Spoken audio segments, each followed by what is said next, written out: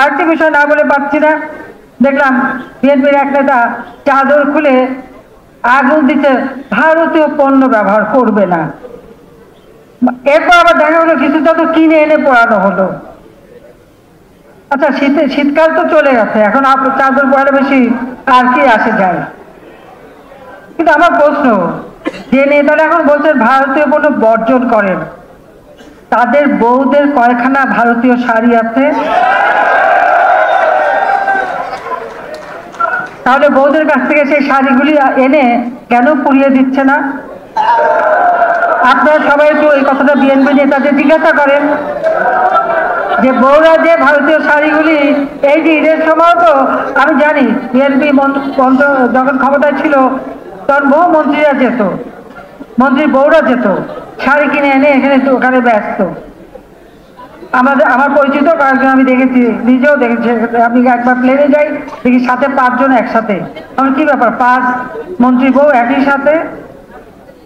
তা আমি আবার একটু ওখানে কলকাতা এয়ারপোর্টে আমাদের চেনাশোনা লোকজন ছিল, আমি ফেরার সময় কয়টা সুটকেস নিয়ে ফেলে আর যাওয়ার সময় কয়টা আমাকে একটু খবর দিও। আমি যাচ্ছিলাম ব্যাঙ্গালোরে আমার বাচ্চাদের দেখতে, ঠিকই শুনলাম আমাকে বললো যে একজনে একটা সুটকেস নিয়ে গেলেও আসার সময় 7-8টা করে নিয়ে আসবে। আমাকে একজন জিজ্ঞেস করলো, আপনি ভারতের শাড়ি টাড়ি কিনলে আমার তো কেনা লাগবে না?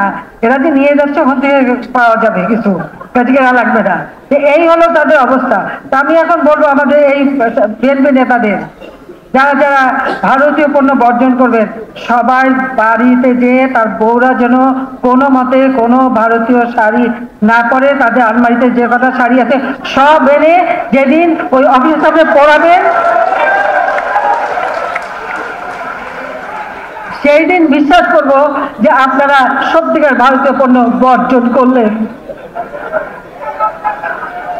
আরো প্রশ্ন আছে, আমাদের দেশে গরম মশলা, পেঁয়াজের দাম বেড়ে গেছে। ভারত থেকে আমরা পেঁয়াজ আমদানি করছি, পেঁয়াজ আছে, পেঁয়াজ, রসুন, আদা, মিজোরাম থেকে আমরা আদা আনি, ভারতীয় আদা।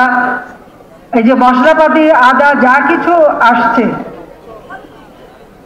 তাদের কারো পাকের ঘরে যেন এই ভারতীয় মশলা না দেখা যায়।